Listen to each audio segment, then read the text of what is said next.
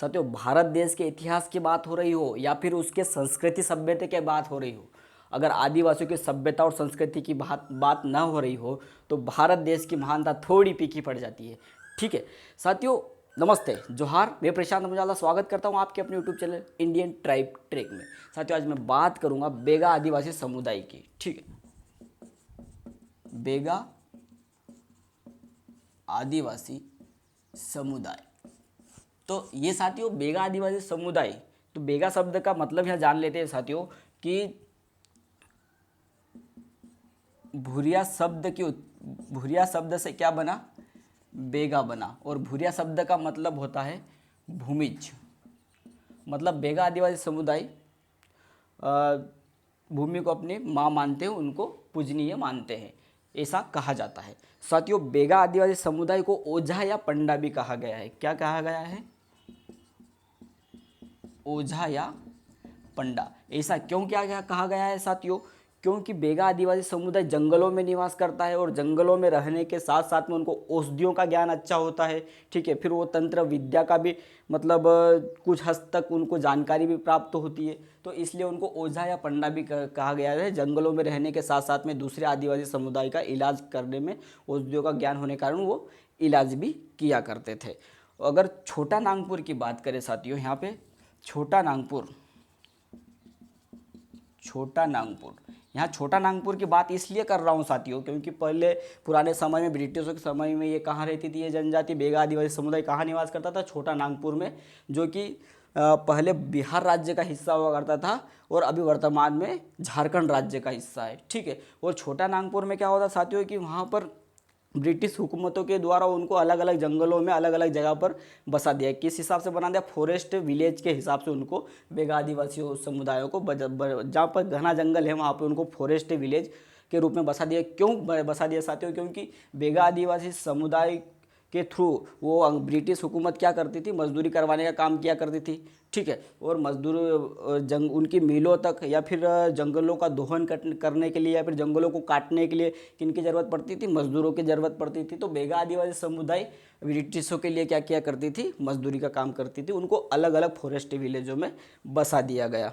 ठीक है, और साथियों बात करें 1890 में जिस प्रकार से 1890 में जिस प्रकार से अंग्रेज़ों की किताबों में लेख मिलता है कि बेगा आदिवासियों की स्थिति बहुत ही दयनीय है, उसी के हिसाब से अगर हम बात करें तो आज भी बेगा आदिवासी समुदाय की स्थिति भी में ज़्यादा सुधार नहीं आया है। इस कारण से बेगा आदिवासियों की जिस समय 1890 में उनके द्वारा किताबें लिखी गई थी, उसी समय से आज तक बेगा आदिवासी की स्थिति में ज़्यादा कोई सुधार नहीं आया है साथियों। ठीक है, इसके बाद में अगर हम बात करें बेगा आदिवासियों की समस्याओं की, ठीक है, समस्याओं की अगर बात करें साथियों तो ये बेगा आदिवासी समुदाय कहाँ निवास करती है? जंगलों में निवास करती है, सघन वनों में निवास करती है। ठीक है, तो सघन वनों के निवास होने के कारण, जंगलों में निवास होने के कारण बेगा आदिवासियों में जंगलों में पानी की मात्रा अत्यधिक होती है। क्या है? पानी की मात्रा अत्यधिक होने के आसपास में पानी ही रहता है, तो जंगलों के पानी में काई की मात्रा ज़्यादा रहती है साथियों। फ्लोराइड की मात्रा ज़्यादा होती है।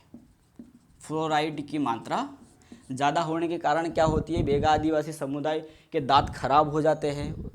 महिला और पुरुष दोनों के दांत खराब हो जाते हैं। ठीक है, पहली समस्या तो ये है कि उनके दांत जल्दी सड़ जाते हैं, जल्दी खराब हो जाते हैं फ्लोराइड के कारण।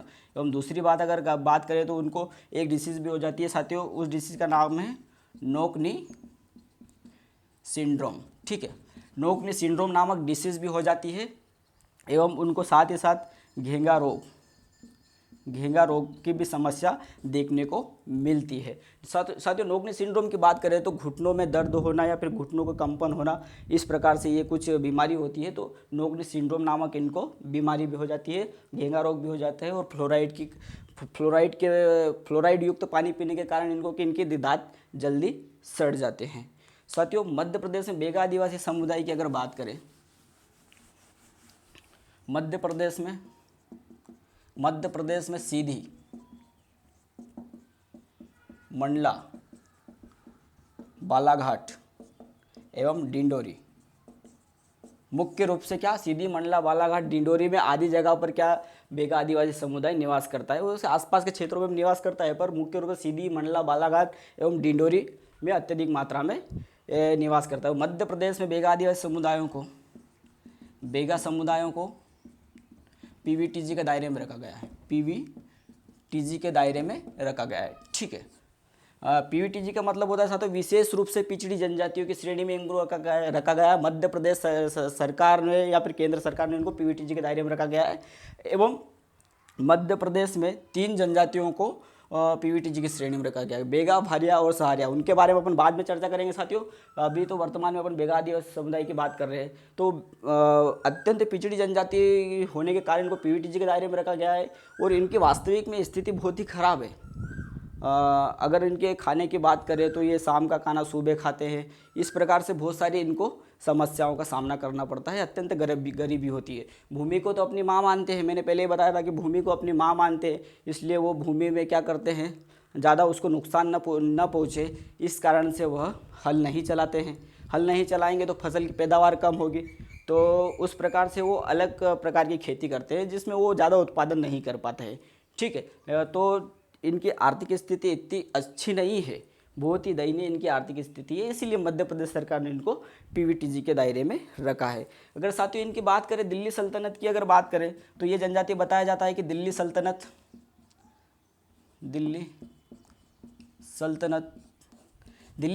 काल चला था साथियों 1206 से 1526। इसके पूर्व की जनजाति बताई गई है।